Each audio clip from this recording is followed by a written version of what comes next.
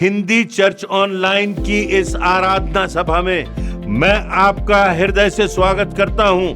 आपकी उपस्थिति के लिए आप में से हर एक को हृदय से धन्यवाद देता हूं कि इस आराधना सभा में आज आप जुड़ गए हैं, ना सिर्फ हमारे साथ पर इससे भी बढ़कर परमेश्वर के साथ, कि हम उसकी आराधना करें, हम उससे प्रार्थना करें, हम अपने हृदय की भेंटें उसे चढ़ाएं, हम उसके प्रेम को स्मरण करें और आज वचन की शिक्षा से ये देखें कि हमारा प्रेम एक दूसरे के प्रति और परमेश्वर के प्रति कैसा है।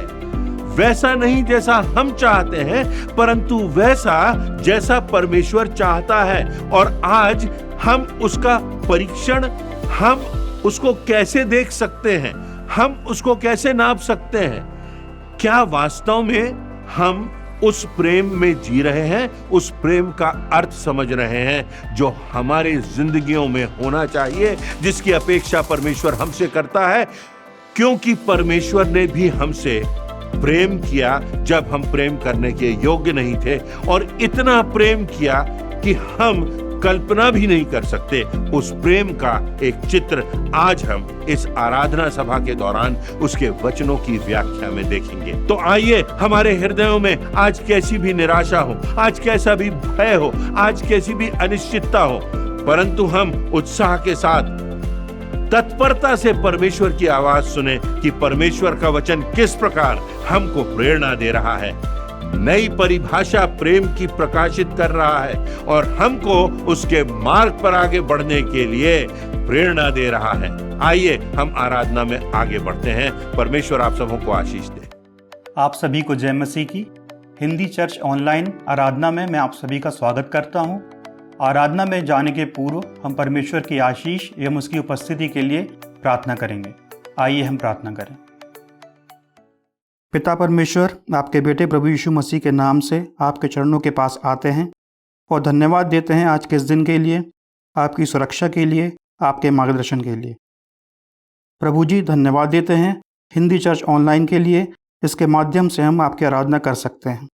प्रभु अपनी दया और आशीष इस आराधना पर बनाए रखें। आज के वचन के लिए प्रार्थना करते हैं जो आपके दास के द्वारा हमारे बीच रखा जाएगा, उसमें आपकी आशीष का हाथ चाहते हैं। ये वचन हमारे दिलों में काम करने वाला हो। आज जो गीत हम गाएं उससे आपको महिमा मिल सके। प्रभु की ब्यारी में जब हम शामिल हों, हम अपने मनों को जांचें। प्रभु जी, सारी आराधना पर आपकी उपस्थिति चाहते हैं और इस विनती को प्रभु यीशु मसीह के नाम से मांगते हैं, आमीन। यहोवा के लिए नया गीत गाओ, क्योंकि उसने आश्चर्य कर्म किए हैं। उसके दाहिने हाथ और पवित्र भुजा ने उसके लिए उद्धार किया है। यहोवा ने अपना किया हुआ उद्धार प्रकाशित किया। उसने अन्य जातियों की दृष्टि में अपना धर्म प्रकट किया है। हमारा परमेश्वर महिमा और स्तुति के योग्य है। बड़े उत्साह के साथ परमेश्वर के आदर और महिमा में हम कुछ गीत और कोरस गाएंगे।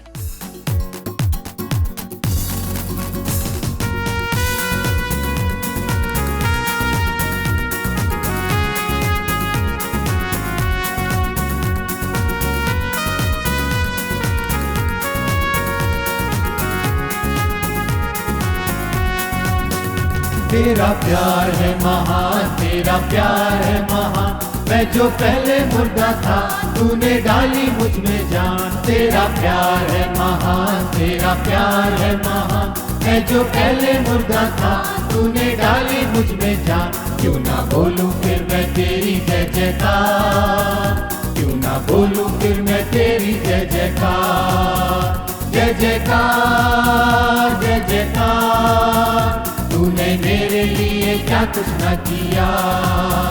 जय जयकार, जय जयकार, तूने मेरे लिए क्या कुछ न किया। मेरी सूरत बिगड़ी थी, मेरा दिल था खाली, तूने सींचा था उसे ताकि आए हरियाली। मेरी सूरत बिगड़ी थी, मेरा दिल था खाली, तूने सींचा था उसे ताकि आए हरियाली। क्यों ना बोलूं फिर मैं तेरी जय जयकार, क्यों ना बोलूं फिर मैं तेरी जय जयकार। जय जयकार, जय जयकार, तूने मेरे लिए क्या कुछ न किया। जय जयकार, जय जयकार, तूने कुछ न किया। आई जीवन में खुशी, आई अपनी जिंदगी, तू है जिंदा शाफिया, तूने ये है किया। आई जीवन में खुशी, आई अपनी जिंदगी, तू है जिंदा शाफिया, तूने ये है किया। क्यों ना बोलूं फिर मैं तेरी जय जयकार, क्यों ना बोलूं फिर मैं तेरी जय जयकार। जय जयकार जय जयकार, तूने मेरे लिए क्या कुछ न किया। जय जयकार जय जयकार, तूने मेरे लिए क्या कुछ न किया। अपनी रूह से भर दिया, अपनी शक्ति मुझको दी, ताकि दूं मैं गवाही तेरे जी उठने की। अपनी रूह से भर दिया, अपनी शक्ति मुझको दी, ताकि दूं मैं गवाही तेरे जी उठने की। क्यों ना बोलूं फिर मैं तेरी जय जयकार, क्यों ना बोलूं फिर मैं तेरी जय जयकार। जय जयकार जय जयकार, तूने मेरे लिए क्या कुछ न किया।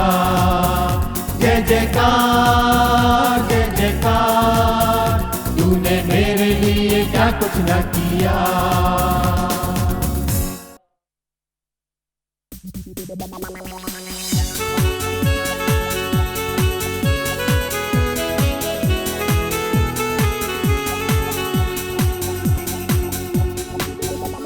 कोई जी रहा है दौलत के लिए, कोई मर रहा है शौहरत के लिए। कोई जी रहा है दौलत के लिए, कोई मर रहा है शौहरत के लिए। कहीं है नशा, कहीं है धुआं, कहीं है नशा, कहीं है धुआं।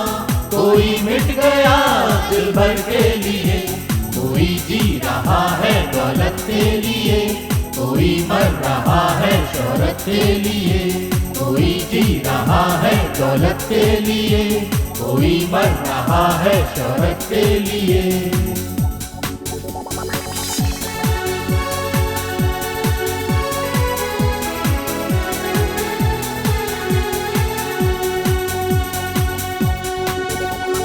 जीवन की इस राह पर, सुख दुख के दोहराव पर, यीशु बुलाता तुझे, उसको तू स्वीकार कर। जीवन की इस राह पर, सुख दुख के दोहराव पर, यीशु बुलाता तुझे, उसको तू स्वीकार कर। जीना है हमें यीशु के लिए, जीना है हमें यीशु के लिए। देंगे ये जान मसीह के लिए। कोई जी रहा है दौलत के लिए, कोई मर रहा है शौहरत के लिए। कोई जी रहा है दौलत के लिए, कोई मर रहा है शौहरत के लिए। कहीं है नशा, कहीं है धुआं, कहीं है नशा, कहीं है धुआं। कोई मिट गया दिल भर के लिए। कोई जी रहा है दौलत के लिए, कोई मर रहा है शौहरत के लिए। कोई जी रहा है दौलत के लिए, कोई मर रहा है शौहरत के लिए।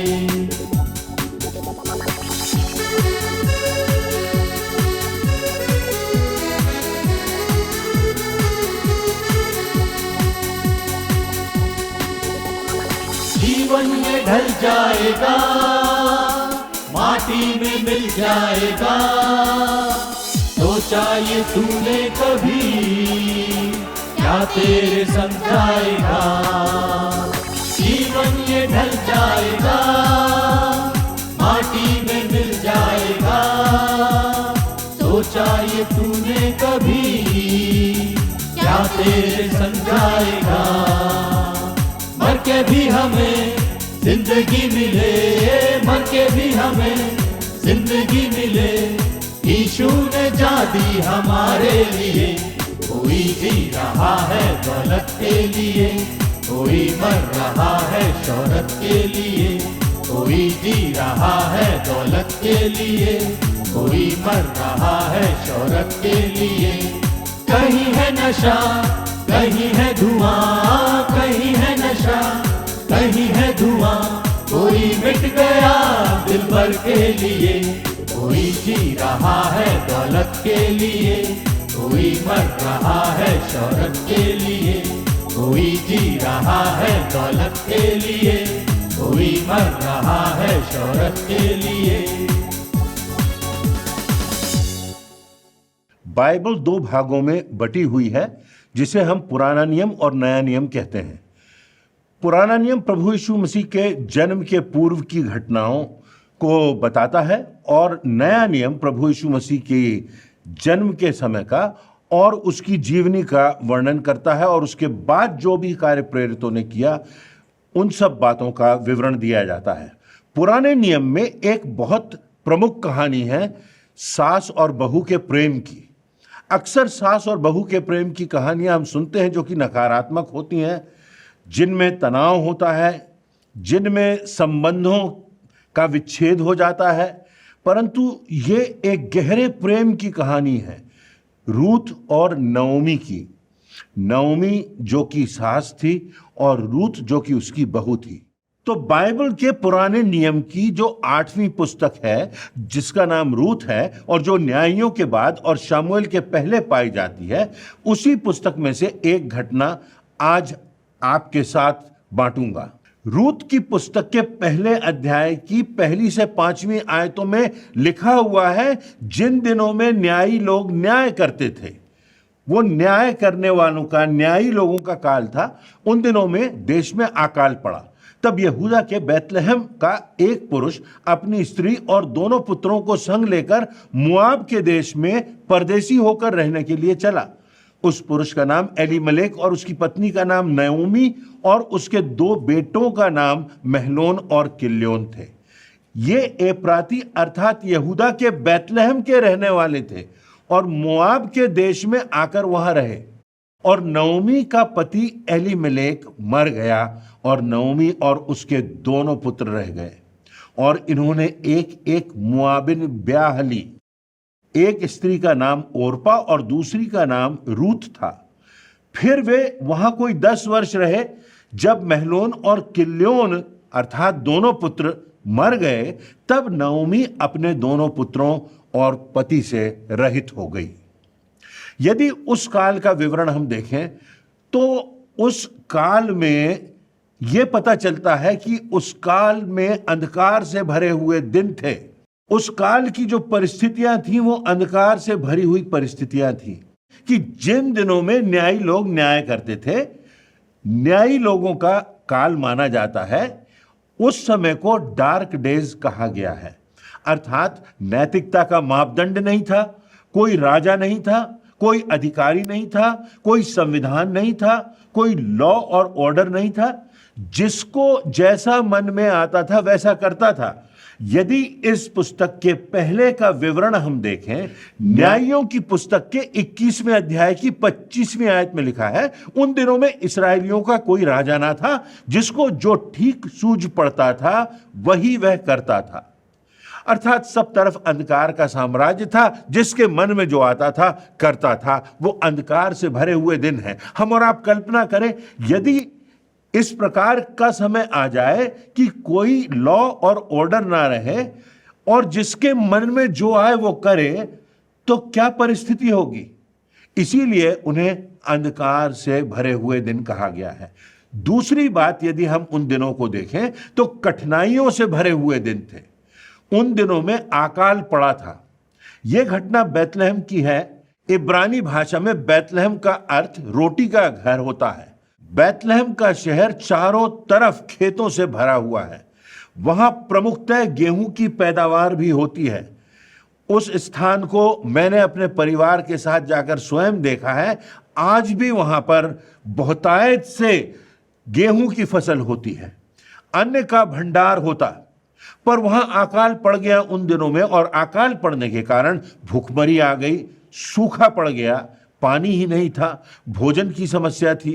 लोग बहुत कठिनाई से जीवन यापन कर रहे थे। अत्यधिक पीड़ा से भरे हुए दिन थे। लोगों के पास पर्याप्त भोजन पानी भी नहीं था। तो उन दिनों का वर्णन यदि हम देखें तो अंधकार से भरे दिन थे, कठिनाइयों से भरे दिन थे। इतना ही नहीं, तीसरी बात यदि हम देखें उस काल की, तो बीमारियों से भरे हुए दिन थे। वहां पर लिखा हुआ है, जो घटना आपके सामने मैंने पढ़ी, कि नओमी का पति एलीमेलेक और उसके दोनों बेटों की मृत्यु हो गई। वो तो अपने देश को छोड़कर दूसरे देश में आए थे, एक अकाल के देश को छोड़कर संपन्नता के देश में आए थे, और जब वो यहां आए तो उन्हें इस प्रकार की परिस्थितियों का सामना करना पड़ा।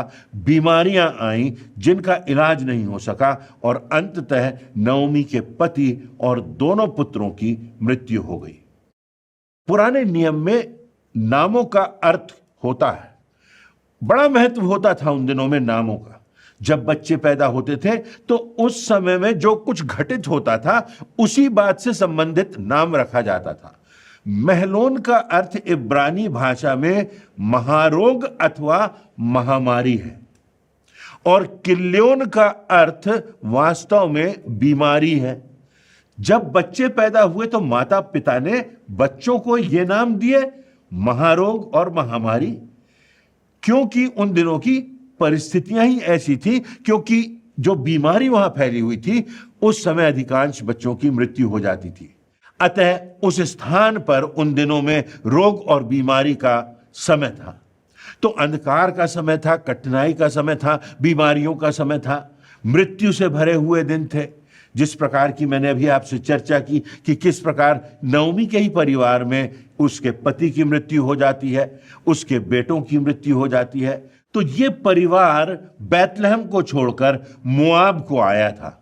मोआब ना सिर्फ एक परदेश का शहर था, परंतु यहूदियों की परंपरा थी कि जिस दिन भी मृत्यु वहां होती थी उसी दिन वहां पर उन दिनों के अनुसार दफन कर दिया जाता था मृतक की देह को। परदेश में अकेला परिवार और इस प्रकार की परिस्थितियों से गुजरना, देश के बाहर रहकर अपने परिवार में जहां लोग अपरिचित होंगे, जहां कठिनाइयों के दिन थे, जहां पीड़ा के दिन थे, वहां पर पति को दफना दिया गया। प्रिय लोग भी नहीं आ पाए, बेटों की मृत्यु हो गई, बेटों को दफना दिया गया। कोई ना रिश्तेदार आ पाए होंगे, ना प्रिय लोग आ पाए होंगे। वो अंधकार का काल था, वो बीमारियों का काल था, वो मृत्यु से भरे हुए दिन थे। इन सब परिस्थितियों से गुजरती हुई एक महिला, जिसके साथ परदेश की 2 बहुएं साथ में हैं, उनकी जिम्मेदारी है। हम और आप कल्पना भी नहीं कर सकते कि वो महिला किस प्रकार की परिस्थितियों से गुजर रही थी। उसका हृदय टूटा हुआ था, हृदय में भारी पीड़ा थी, पति नहीं, बेटे नहीं, अंधकार का समय था, कठिनाइयों का समय था, पीड़ा से भरे हुए दिन थे। आज के संसार को यदि हम देखें तो कुछ ऐसा ही दिखाई देता है। अंधकार के दिन है, कठिनाइयों से भरे हुए दिन है, नई नई बीमारियां आती जाती हैं। अभी अभी कुछ समय पहले हम कोविड के काल से गुजरे हुए हैं। मृत्यु से भरे हुए दिन थे। कितने लोग जो हमारे निकट थे, हमारे प्रिय थे, हमारे परिवारों में थे, हमारे सहकर्मी थे, हमारे पड़ोसी थे, कितने लोग कम उम्र में चले गए। अनापेक्षित स्थिति बन गई थी पिछले दिनों में।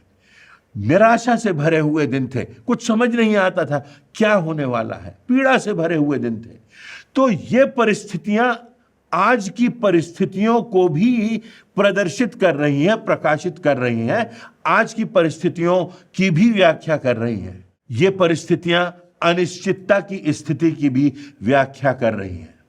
परंतु जो बात है वो ये कि बात यहां समाप्त नहीं हो जाती।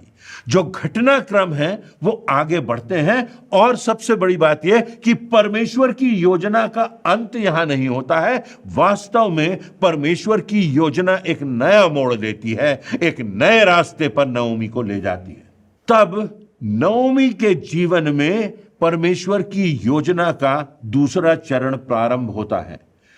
रूथ का नओमी के जीवन में आगमन होता है, और रूथ प्रयास करती है कि किसी प्रकार वो अपनी सास अर्थात नओमी की पीड़ा को दूर कर सके। इस पीड़ित संसार में लोगों के बीच में हमारी क्या जिम्मेदारी है। रूत की पुस्तक उसका पहला अध्याय उसकी 16वीं और 17वीं आयतों में लिखा हुआ है। रूत ने कहा, तू मुझसे विनती ना कर कि मुझे त्याग या छोड़कर चली जा, क्योंकि जिधर जिधर तू जाएगी उधर मैं भी जाऊंगी, जहां तू टिकेगी वहां मैं भी टिकूंगी। तेरे लोग मेरे लोग होंगे और तेरा परमेश्वर मेरा परमेश्वर होगा। यहां तक कि जहां तू मरेगी वहां मैं भी मरूंगी और वहीं मुझे मिट्टी दी जाएगी। यदि मृत्यु छोड़ और किसी कारण से मैं तुझसे अलग हो जाती हूं तो यहोवा मुझसे वैसा ही नहीं वरन उससे भी अधिक करे। यहां पर रूत और नओमी अर्थात सास और बहू के प्रेम की बहुत सी बातें हमें सीखने को मिलती हैं। यहां पर हम देखते हैं कि एक सास है जो इस परिस्थिति से गुजर रही है, एक बहू आती है और वो जान जाती है कि सास अब सोच रही है कि वो वापस अपने देश को चली जाएगी। ऐसे देश में, ऐसे परदेश में रहने का क्या अर्थ जहां वहां उसके अपने लोग ना हो, रिश्तेदार ना हो, अपने पड़ोसी जो हों वो अपरिचित हों। और तब ऐसी परिस्थितियों में रूत आकर अपनी सास को अपना प्रेम दिखाती है, उसके हृदय की व्यथा को समझती है और अपनी सास के बोझ को हल्का करना चाहती है। इस प्रेम के चित्र में हमको बहुत सी बातें दिखाई देती हैं जो आज हम अपने जीवन के विषय में सीख सकते हैं। हम देख सकते हैं कि जिससे हम प्रेम करते हैं, हम कहते हैं कि हमें संसार में सबसे प्रेम करना है। प्रभु यीशु मसीह ने यहां तक कहा कि अपने बैरियों से भी प्रेम करना है, अपने दुश्मनों से भी प्रेम करना है, जो तुम पर सताव लाते हैं उनके लिए भी प्रार्थना करना है, जो तुम्हारे बैरी हैं उनके साथ भी तुम्हें सद्व्यवहार रखना है, उनका भी आदर तुम्हें करना है, उनसे भी प्रेम करना है। इस हद तक प्रभु यीशु मसीह जाते हैं और प्रेम की वास्तविक परिभाषा को वो उस स्थान तक ले जाते हैं। और न सिर्फ प्रभु यीशु मसीह ये संदेश देते हैं, परंतु संसार के उद्धार के लिए स्वयं अपने आप को बलिदान कर देते हैं, निष्कलंक और निष्पाप होकर संसार के हर एक व्यक्ति के पाप की कीमत चुका देते हैं। तो हम वापस रूत और नओमी की घटना पर आएंगे, उनके प्रेम के चित्र की बात हम देखेंगे। इस चित्र में जो पहली बात दिखाई देती है वो ऐसे प्रेम की बात दिखाई देती है जो प्रेम दिखाई देने वाला था। यह प्रेम विजिबल था, एविडेंट था, जिसे लोग देख सकते थे, जिसकी गवाही लोगों पर होती थी। देखें रूत की पुस्तक के पहले अध्याय की 16वीं आयत में, जहां पर रूत ये कहती है कि तू मुझसे यह ना कह कि तू अपने लोगों के बीच में लौट जा, मैं तो जाती हूं अपने देश को, क्योंकि जिधर जिधर तू जाएगी उधर मैं भी जाऊंगी, जहां तू रहेगी वहां मैं भी रहूंगी, और जो तेरे लोग होंगे वही मेरे लोग होंगे, और जिस परमेश्वर की उपासना तू करती है वही मेरा परमेश्वर होगा। रूत तैयार थी अपने माता पिता को छोड़ने के लिए, अपने लोगों को, अपने देश को, अपने मित्रों को, अपनी संस्कृति को छोड़ने के लिए, ताकि नओमी का, अपनी सास का अकेलापन और उसकी पीड़ा को वो बांट सके, उसमें वो साथ दे सके। और इस बात का सम्मान परमेश्वर ने किया। हमारे जीवन में यदि हम कहते हैं किसी से कि हम प्रेम रखते हैं, तो क्या ये प्रेम दिखाई देता है? आज ये शब्द जो है love you, love you, love you, बहुत सामान्य हो गया है, उसका कोई अर्थ नहीं रह गया है अधिकांश परिस्थितियों में।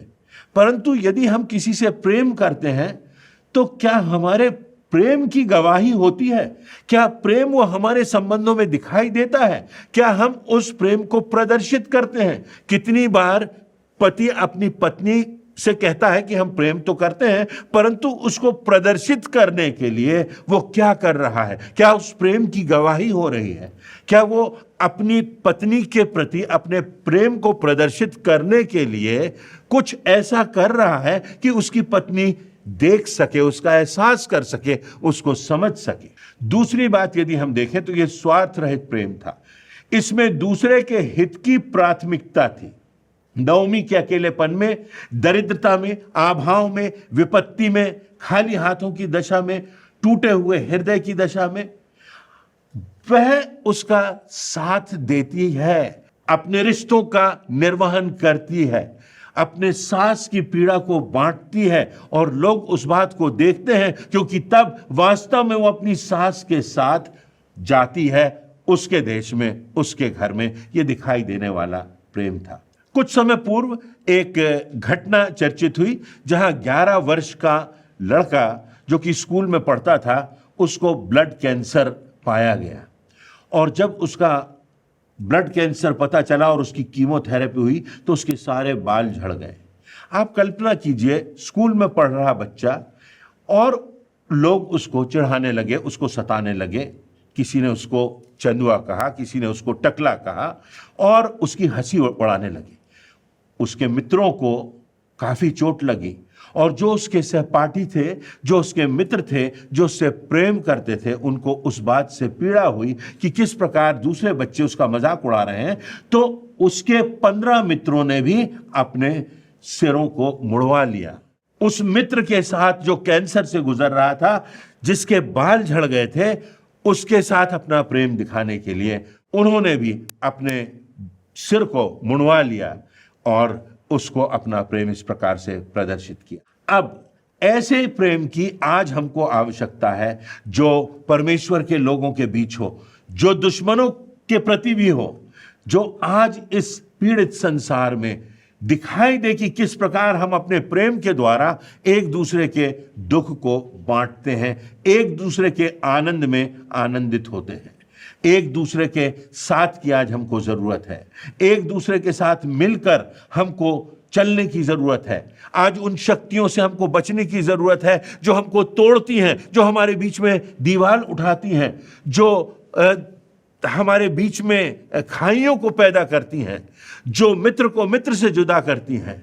ऐसी बातों को हमको छोड़ना है और हमको उस प्रेम में आगे बढ़ना है जो परमेश्वर का प्रेम है, जो प्रेम परमेश्वर ने हमसे किया, जो प्रेम प्रभु यीशु मसीह के द्वारा उसने हमको क्रूस पर दिखाया। उस प्रेम में हमें परिपक्वता में बढ़ते जाना है, उस प्रेम का अनुगमन करना है। वचन में लिखा है, इससे बढ़कर कौन सा प्रेम हो सकता है कि कोई अपने मित्र के लिए अपना प्राण दे, जो प्रभु यीशु मसीह ने किया, ना सिर्फ मित्रों के लिए परंतु शत्रुओं के लिए भी, अपने दुश्मनों के लिए भी अपना प्राण दिया, बलिदान दिया। निष्कलंक मेमना अपना बलिदान दे करके सबों के पापों की क्षमा का, उद्धार का, अनंत जीवन का द्वार खोल देता है। वही बात हम इस घटना में देखते हैं, परंतु प्रभु यीशु मसीह के जीवन में इस बात की परिपूर्णता को हम देख सकते हैं। फिर इस प्रेम के चित्र में यह बात भी दिखाई देती है कि यह मात्र एक संदर्भ का, एक परिस्थिति का प्रेम नहीं था, परंतु यह निरंतरता में बने रहने वाला प्रेम था। ऑनगोइंग लव था, आगे बढ़ने वाला प्रेम था। प्रकाशित वाक्य उसका 2 अध्याय उसके 4 आयत में लिखा हुआ है कि तूने अपना पहला सा प्रेम छोड़ दिया है। कितनी बार ऐसा होता है कि जब हमारा किसी से संबंध होता है, किसी से प्रेम होता है, किसी से अपनत्व होता है, तो प्रारंभ में तो बहुत मजबूत होता है, ऐसा लगता है कि हम एक दूसरे से बहुत प्रेम करते हैं, परंतु समय के साथ साथ, समय बीतने के साथ साथ इसमें कुछ कमी आती जाती है। और इसीलिए यहां पर लिखा हुआ है, तूने अपना पहला सा प्रेम छोड़ दिया है। हमको देखना है कि हमारा जो प्रेम है अपनी पत्नी के साथ, अपने पति के साथ, अपने बच्चों के साथ, अपने संबंधियों के साथ, क्या वो बढ़ता हुआ प्रेम है? क्या उस प्रेम में कुछ बढ़त है, कुछ परिपक्वता है, बढ़ता हुआ प्रेम है? एक दूसरे के साथ मिल करके, एक दूसरे को क्षमा करके, एक दूसरे को समझ के, एक दूसरे का साथ देते हुए, एक दूसरे को उठाते हुए, एक निराश है तो उसको आशा दिलाते हुए, ये प्रेम क्या निरंतर आगे बढ़ रहा है? रूथ यहां पर कहती है कि मैं तेरे साथ जाऊंगी और यह प्रेम तब तक बना रहेगा जब तक मृत्यु हमें अलग ना करे। तेरी मृत्यु भी हो जाएगी तो उसके बाद भी मैं वहां रहूंगी, वहीं मैं दफनाई जाऊंगी। यह प्रेम समाप्त नहीं होगा। क्या हमारा ऐसा प्रेम है एक दूसरे के साथ और उससे भी बढ़कर परमेश्वर के साथ? क्या आज यहां रुक करके हम ये कह सकते हैं कि हमारा प्रेम परमेश्वर के साथ बढ़ता जाता है और यह तब संभव है जब हमारा संबंध परमेश्वर से हो, जब हमारी प्राथमिकता परमेश्वर हो और हम इस बात को जाने कि परमेश्वर की दृष्टि में जो सही है वो हमें करते जाना है। इस संसार में तोड़ने वाले, इस संसार में अलगाव लाने वाले, इस संसार में रिश्तों को तोड़ने वाले, इस संसार में अफवाहों को उड़ाने वाले, इस संसार में झूठे आरोप लगाने वाले तो बहुत मिल जाएंगे, परंतु इन सब के बावजूद हमारे प्रेम में वो विशुद्धता बनी रहे, तभी गवाही होगी। वह विशुद्धता, वह सच्चाई, वह खराई, वह खूबसूरती बनी रहे जो परमेश्वर के प्रेम में है, जो प्रभु यीशु मसीह ने जिसको प्रदर्शित किया, जिसको जी करके दिखाया। यशायाह नबी की पुस्तक उसका 49वां अध्याय उसकी 15वीं और 16वीं आयतों में लिखा है, क्या यह हो सकता है कि कोई माता अपने दूध पीते हुए बच्चे को भूल जाए और अपने जन्माए हुए लड़के पर दया ना करे? हाँ, वह तो भूल सकती है, परंतु मैं नहीं भूल सकता। यह परमेश्वर कह रहा है, परंतु मैं भूल नहीं सकता। एक चरम सीमा है कि मां उस बच्चे को भूल जाए जिसको उसने जन्म दिया है, जिसको उसने दूध पिलाया है, परंतु परमेश्वर कहता है कि उस मां से बढ़कर मैं तुझसे प्रेम रखता हूं। वह भूल सकती है परंतु मैं तुझे कभी नहीं भूल सकता। और आगे परमेश्वर का वचन कहता है, मैंने तेरा चित्र हथेलियों पर खोदकर बनाया है, तेरी शहरपनाह मेरी दृष्टि के सामने बनी रहती है। जब हथेलियों पर खोदकर कोई चित्र बनाए तो उसमें पीड़ा होती है, उसमें रक्त बहता है। और परमेश्वर ने यही किया कि उसने अपने पुत्र प्रभु यीशु मसीह का रक्त बहा दिया, अपने जिगर के टुकड़े का, अपने सह अस्तित्व का, इस संसार में, इस संसार के लोगों से पापों से छुटकारा दिलाने के लिए, उसको बलिदान होने के लिए भेज दिया। जब वो रक्त बहा तो हमारे पापों की क्षमा हमको मिली, अनंत जीवन हमको मिला। यह परमेश्वर का प्रेम है। वास्तव में जो रूथ और नओमी का प्रेम है, यह एक झलक है और इसकी संपूर्णता प्रभु यीशु मसीह के प्रेम में दिखाई देती है। परमेश्वर के प्रेम में जो उसने मुझसे और आपसे किया, उसमें दिखाई देती है। यह दिखाई देने वाला प्रेम है। यह वो प्रेम है जो क्रूस पर दिखाई दिया। यह स्वार्थ रहित प्रेम है कि परमेश्वर ने अपने पुत्र को हमारे हितों के लिए, कि हमें पापों से क्षमा मिले, हमें अनंत जीवन मिले, वो प्रेम उसने हमसे किया। और वो आगे बढ़ने वाला प्रेम है कि परमेश्वर आज भी हमसे प्रेम करता है। उसका प्रेम हमारे जीवन में बना रहता है, उसकी दया और उसका अनुग्रह बना रहता है, यदि हम उसके रास्ते पर चलते रहें, उसकी आज्ञाओं को मानते रहें, उसके प्रेम को समझ सके और उसे धन्यवाद दे कि परमेश्वर तूने मुझसे प्रेम किया। जब तक मृत्यु हमें अलग ना करे, हमारा प्रेम बढ़ता रहे, हम जागृत रहें, हम समझें कि परमेश्वर ने हमें जीवन दिया है, हमसे प्रेम किया है। जब हम पाप में गिर गए, हमारे बचाने के लिए उसने अपने पुत्र का लहू बहाकर और मृत्यु पर विजय दिलाकर हमको भी मृत्यु पर जयवंत किया है। और परमेश्वर का जो प्रेम है, उसमें एक सेल्फ सैक्रिफाइस दिखाई देता है। हम अपने हृदय को देखें, आज हम अपने जीवन को देखें। छोटे छोटे विवादों से, छोटी छोटी असहमतियों से हमारे बीच में दीवारें उठ जाती हैं, हमारे बीच में क्रोध आ जाता है, हम शैतान को अवसर देते हैं, हमारे बीच में वो भाईचारा, वो एकता, वो प्रेम, वो अपनत्व समाप्त हो जाता है। तो आज हमने ऐसी ही चर्चा की परमेश्वर के प्रेम की, जो दिखाई देने वाला प्रेम है। जब हम क्रूस को देखते हैं, वो दिखाई देता है।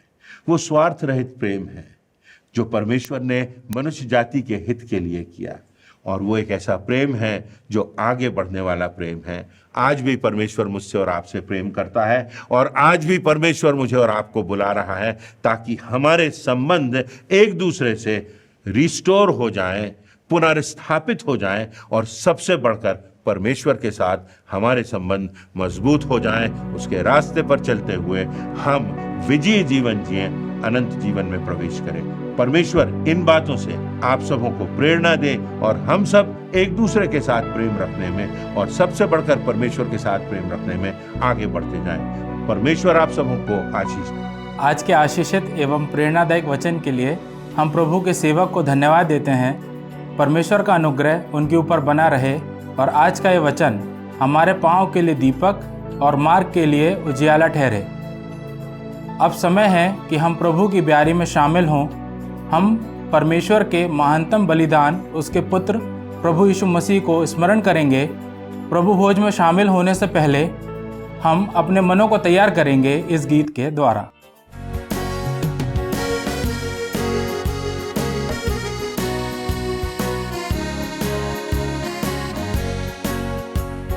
प्रभु तेरा हूँ, तेरे वचन से तेरा प्रेम पहचानता हूँ। मेरी कामना है कि विश्वास से मैं जाके तेरे पास रहूं। रख तू मुझको है मसीह अपने क्रूस के सोते पार। रख तू मुझको है मसीह अपने घायल पंजर पार। आत्मा भेज कर शुद्ध सेवा योग बना, मुझको सेवा में लगा। मेरा मन कसते मेरी इच्छा को अपनी इच्छा से मिला। रख मुझको है मसीह अपने क्रूस के सोते पार। रख मुझको है मसीह अपने घायल पंजर पार। अपनी प्रार्थना में जैसे मित्र से वैसे खुद से बात करूं। ये घड़ी भी जो तेरा साथ मिले तो महान देखूं। रख मुझको है मसीह अपने क्रूस के सोते पार। रख मुझको है मसीह अपने घायल पंजर पार। सबसे गहरा प्रेम मैं न जानूंगा जब तक स्वर्ग न पहुंचूंगा। सबसे श्रेष्ठ आनंद तब मिलेगा जब तुझको साक्षात देखूंगा। रख मुझको है मसीह अपने क्रूस के सोते पार। रख मुझको है मसीह अपने घायल पंजर पार। आइए हम प्रभु की मेज में शामिल होंगे। प्रभु यीशु मसीह ने जिस रात वो पकड़वाया गया उसने रोटी ली और धन्यवाद करके उसे तोड़ी और कहा, ये मेरी देह है जो तुम्हारे लिए है, मेरे स्मरण के लिए यही किया करो। इसी रीति से उसने ब्यारी के पीछे कटोरा भी लिया और कहा, यह कटोरा मेरे लहू में नई वाचा है, जब कभी पियो मेरे स्मरण के लिए यही किया करो। क्योंकि जब कभी तुम ये रोटी खाते और इस कटोरे में से पीते हो तो प्रभु की मृत्यु को जब तक वह ना आए प्रचार करते हो। आइए हम प्रार्थना करें और परमेश्वर पिता को धन्यवाद दें। सर्वशक्तिमान परमेश्वर पिता, धन्यवाद देते हैं आपके पुत्र प्रभु यीशु मसीह के लिए, क्योंकि उसी के बलिदान से हम आपको हे पिता करके पुकार सकते हैं। जब हम इस मेज में शामिल होते हैं तो पूरी आत्मा के साथ हम इसमें शामिल होने वाले बन सकें, अपने पापों से पश्चाताप करते हुए आपके सामने आए। सारा आदर सारी महिमा हम सब आपको देते हैं। इस प्रार्थना को यीशु मसीह के नाम से मानते हैं, आमीन। प्रभु की मेज तैयार है। धन्यवादित और पश्चातापी हृदय से जिसने भी प्रभु यीशु मसीह पर विश्वास करके बपतिस्मा लिया है वह इस विधि में शामिल हो सकता है।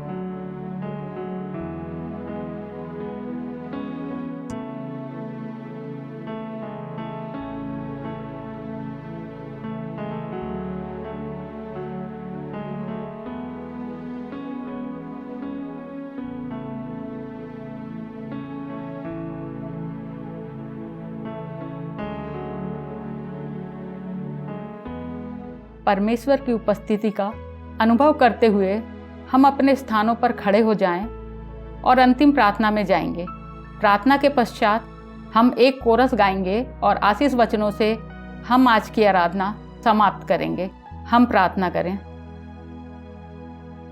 महिमा के सिंहासन पर विराजमान हमारे जीवते दयालु पिता परमेश्वर, शांति और उद्धार अनंत जीवन देने वाले प्रभु, बड़ी नम्रता और दीनता के साथ हम आपके सिंहासन के सम्मुख आते हैं। धन्यवाद देते हैं हिंदी चर्च ऑनलाइन आराधना के लिए, जिसमें आपकी उपस्थिति हमारे साथ बनी रहती है। आज की आराधना में जो गीत गाए गए उनसे पिता परमेश्वर आपको महिमा मिले, हम आपकी स्तुति कर सके, आपको धन्यवाद देते हैं। हमारे वक्ता ने वचन की प्रभावशाली व्याख्या की और बहुतों के जीवन को छुआ है।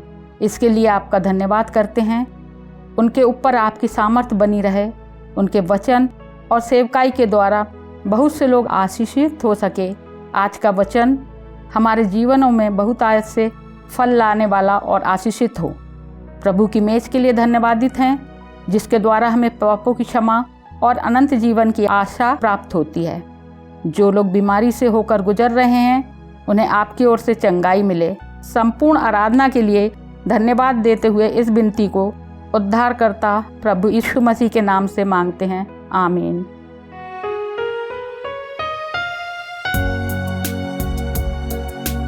योग्य केवल तू, योग्य केवल तू, योग्य केवल तू ही प्रभु, मेरे प्रभु यीशु। पवित्र केवल तू, पवित्र केवल तू, पवित्र केवल तू ही प्रभु, मेरे प्रभु यीशु। आदर और महिमा है तेरे, आदर और महिमा है तेरे, आदर और महिमा है तेरे प्रभु, मेरे प्रभु यीशु। परमेश्वर की आशीष विश्वासी हृदय से प्राप्त करें। अब हमारे परमेश्वर पिता का प्रेम, यीशु मसीह का अनुग्रह और पवित्र आत्मा की सहभागिता और शांति हम में से हर एक के साथ, समस्त विश्वासियों के साथ यीशु मसीह के दूसरे आगमन तक बनी रहे। आमीन।